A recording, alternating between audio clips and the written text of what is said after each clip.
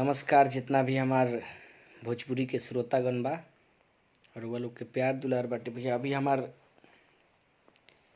एगो गाना angle music company से आज रिलीज भइल ह। ओकरे विषय में रउआ लोग से बात करे के बा। बहुत लोग जानता कि सुभाष राजा के गाना नइखे आवत। बहुत ऐसन भाई लोग बा हमरा के फोन केहू केहू करेला कि भैया राउर गाना नइखे आवत। भैया गाना हमारा आवता। अभी बहुत सारा गाना एंगल म्यूजिक कंपनी से लगातार एंगल से जाई और हम चाहे कि जौना तरह हमरा के प्यार दुलार रउआ लोग देत रहनी हा आ देवे नी वही तरह हमरा के प्यार दुलार दी। अभी लाइव के अंत में हम रउआ लोग के लिंक शेयर कर देब। वैसे फेसबुक के आईडी पर उ लिंक शेयर भी बाटे। आज हमारे एंगल से रिलीज जौन गाना भइल बा, जौना गाना के बोल ह मांगोगे हमसे तो मार डालूंगी।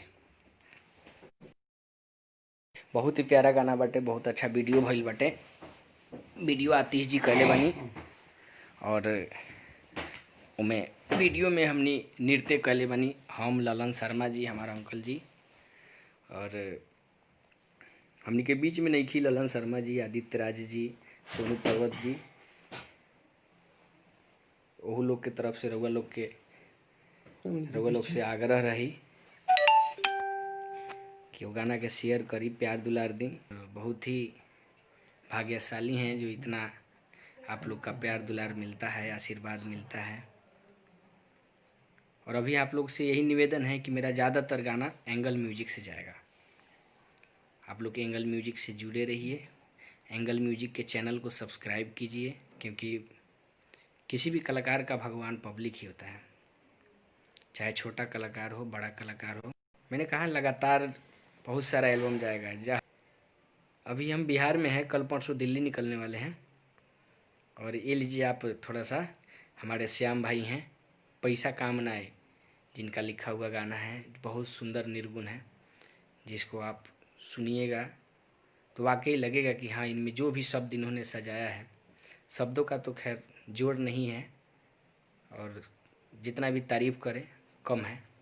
ये लीजिए हमारे श्याम भाई जी। श्याम भाई कुछ बोलिए। नमस्कार। जितना भी भोजपुरी के श्रोता लोग बानी सबके में हमार हाथ जोड़ के नमस्कार बा। सबके में हमार हाथ जोड़ के नमस्कार बा। हमार नाम श्याम यादव है। जौन एगो गाना सुनने को हम अपने लोगन सुभाष जी के माध्यम से, सुभाष राजा जी के माध्यम से, पैसा काम ना आई निर्गुण बा। उ गाना हमर युक्त राइटिंग में बनल, जे लेखन वो गाना के अपने लोगन प्यार दुलार देले बानी, वही यहाँ अपने लोगन आगे भी प्यार दुलार हमनी के देत रही। यही अपने लोगन से आग्रह बा। आइए उस गाने के बीच से मैं दो लाइन आप लोग के बीच में रखना चाहूँगा।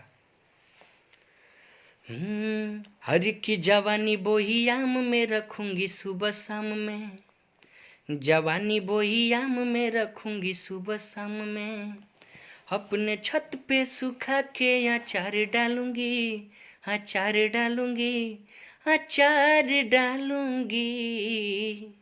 कि बाकी मांगोगे, हाँ बाकी मांगोगे हमसे तो मार डालूंगी, हाँ बाकी मांगोगे हमसे तो मार डालूंगी। धन्यवाद। यही के साथ हम अपना वाणी के विराम करतनी और हमरा आशा न पूर्ण विश्वास बा कि रउआ लोग एंगल म्यूजिक चैनल के सब्सक्राइब करी, एंगल म्यूजिक लाडला म्यूजिक के, और बहुत सारा प्यार दुलार दी, आशीर्वाद दी। अभी लव से भी एक दो गाना बाटे आवे वाला। तो जितना भी चैनल से गाना जाता हम ऐसे ही लाइव हो के रउआ लोग के बीच में शेयर करते जाए। रउआ लोग आशीर्वाद प्यार दुलार बनावले रखी। यही के साथ धन्यवाद। शुभ रात्रि, स्वीट ड्रीम्स।